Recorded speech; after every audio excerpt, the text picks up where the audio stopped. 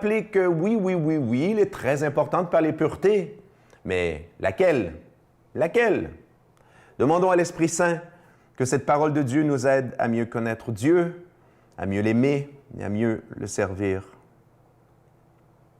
Jésus appela la foule et lui dit, « Écoutez-moi tous et comprenez bien. Rien de ce qui est extérieur à l'homme et qui pénètre en lui ne peut le rendre impur. Mais ce qui sort de l'homme, voilà ce qui rend l'homme impur. » Quand il eut quitté la foule pour entrer à la maison, ses disciples l'interrogeaient sur cette parole énigmatique. Alors il leur dit, « Ainsi, vous aussi, vous êtes incapables de comprendre? Ne voyez-vous pas que tout ce qui entre dans l'homme, en venant du dehors, ne peut pas le rendre impur, parce que cela n'entre pas dans son cœur, mais dans son ventre, pour être éliminé. » C'est ainsi que Jésus déclarait purs tous les aliments. Il leur dit encore, « Ce qui sort de l'homme, c'est cela qui le rend impur, car c'est du dedans, du cœur de l'homme, que sortent les pensées perverses, inconduites, vol, meurtre, adultère, cupidité, méchanceté, fraude, débauche, envie, diffamation, orgueil, démesure. Tout ce mal vient du dedans et rend l'homme impur. » Acclamons cette parole de Dieu. Louange à toi, Seigneur Jésus. On le sait, la mode est à la pureté. Les aliments biologiques, l'eau pure, les crèmes anti-ceci, anti-cela. Soyez purs. C'est un des slogans du monde. Ah, Jésus n'est pas contre. Jésus n'est pas contre. Ah, mais comme je l'ai dit en intro, quelle pureté!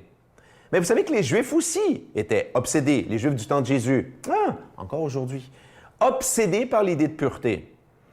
Pureté rituelle, avant de prier, avant de rentrer à la synagogue, avant de faire ci, avant de cela, touche ci, fais ça, lave ci. Alimentaire, pureté sexuelle, ou le sang des menstruations, ou le sang... Ah, à l'origine, il y a quelque chose de beau là-dedans, attention, hein?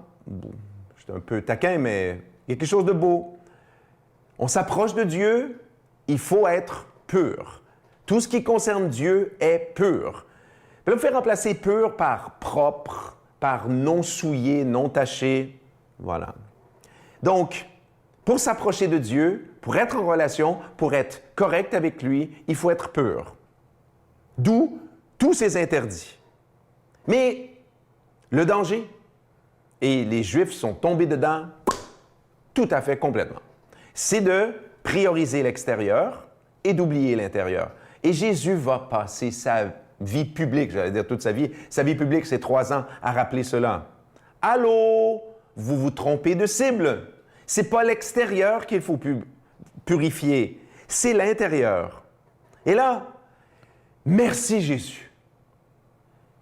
On est débarrassé de toutes les prescriptions alimentaires qui rendent la vie tellement complexe. Évidemment, là, que vous et moi, on n'est pas imbéciles, on ne va pas manger un champignon qui est venimeux, qui va nous tuer et tout le reste. Mais je veux dire, extérieurement, en eux-mêmes, il n'y a aucun aliment, aucun animal qui est impur. Alors, cuisinons-le correctement. Non! L'essentiel, c'est l'intérieur.